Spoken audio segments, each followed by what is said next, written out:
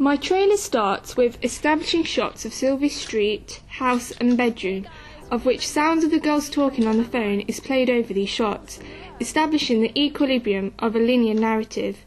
This convention gives the audience an insight into the key locations of the film, which could also highlight the genre of the film. Similarly, characters in Texas Chainsaw Massacre talk about the location they are heading to, whilst establishing shots of the house are then shown.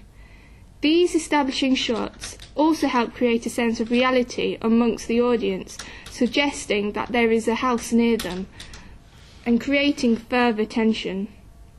In relation to Todorow's narrative theory, the trailer then follows through equilibrium stages of the movie, showing all three girls laughing and joking at the sleepover. At mine. By placing these shots after the establishing shots of the location, this helps show the audience where the sleepover is and what is happening. Similarly, Texas Chainsaw Massacre, Hostel Part 3 and Captivity all start their trailers with an equilibrium stage where characters are totally unaware that something is going to happen. I have developed conventions by suggesting disruption, by showing the antagonist peering through the girl's window whilst at the sleepover. A convention that I found in almost all torture trailers I analysed was that all their trailers started with music. This includes films such as The Collector, Texas Chainsaw Massacre and Hostel 3. I therefore decided to use this convention for my trailer, since I found it would help create an atmosphere so that audience are intrigued and would continue watching the rest of the trailer. I have followed conventions in my trailer through the use of authority figures. For example, I used an establishing shot of the police station, followed by a police officer that has discovered that three girls have gone missing. This acts as a narrative in relation to Todorow's theory and suggests the disruption stage of the film. It is conventional for torture films to show authoritative figures, since it acts as a sense of realism, since they are a symbol of protection and safety. This can be seen in the trailer to Texas Chainsaw Massacre and The Collection. Another convention I used was the sound and editing conventions, by having fast-paced music when the montage was on screen. The music started off slowly, introducing all three girls on screen being tortured. We're talking about a psychopathic male killer. Further along the trailer, each clip was quick to match the music on the editing cuts, and towards the end of the trailer, the pace of the music increased, and so did the cut edits.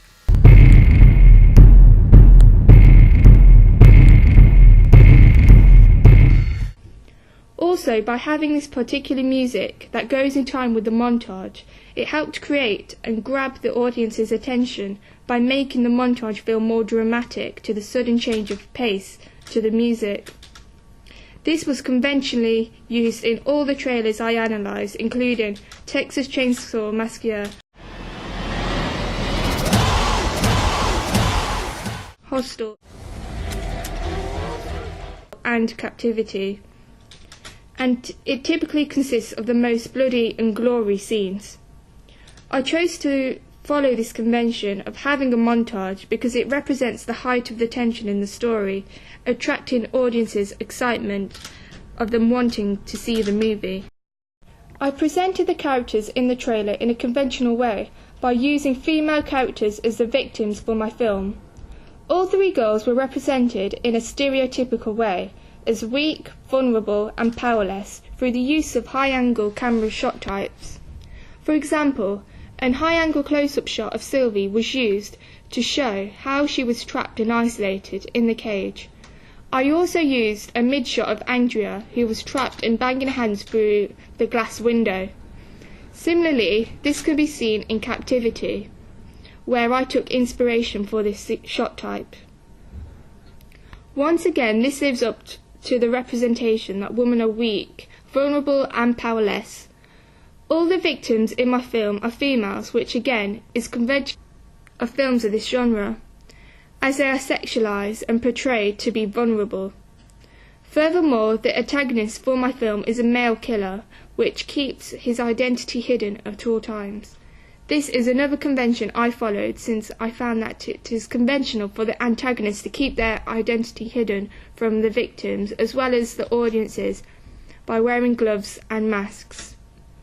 For example, the killer in Texas Chainsaw Massacre and the killers in Hostel all keep their identities hidden. The close-up shot of Sylvie opening her eyes and finding herself to be captured involves the audience being with Sylvie on a deeper level, by directly addressing the audience in plea for help. I developed conventions by showing the attempt to repair stage by showing the female characters running away, in relation to Todorow's theory. I decided to show this shot since it helps build tension amongst the audience who would want to know whether they get away safely or not. These conventional shots can be seen in Texas Chainsaw Massacre and The Collection. However, you do not see whether they do or do not escape. This lack of resolution is again conventional. I have followed genre conventions of other films of this genre through the use of mise-en-scène. This can be seen through the use of the antagonist weapons used to hurt the female victims. I use a range of conventional torture weapons, including a hammer, knife and chainsaw, as well as using props such as the conventional torture chair and cage. These types of weapons can be seen in Hostel, Captivity and Texas Chainsaw Massacre. I also adapted the makeup used on the female protagonist, creating gory wounds and bruises to reinforce my film's genre. One particular scene from Texas Chainsaw Massacre, which I adapted, shows the antagonist using the chainsaw against the female's protagonist's arm. I decided to use this shot as it helps to reinforce the vulnerability the protagonist face, as well as showing the most intense part of the film, leaving audiences wanting to know what happens next. I followed conventions by adding in diegetic sound effects to the chainsaw, as well as the antagonist breathing to ensure the sounds were effective. Furthermore, throughout the torture scenes in my film, I use low-key lighting since it allows any threats to the protagonist to hide and watch. This creates more of an intense atmosphere and making the audience feel at edge when they are watching with them. I used cinematography conventions of torture film trailers by having a pan of an isolated location before introducing the female characters getting tortured. I used a sound bridge of the police officer talking to show the audience where the missing girls possibly are. The use of using a locational shot reinforced my genre of film to the audience, as this setting is a stereotypical location used in torture films.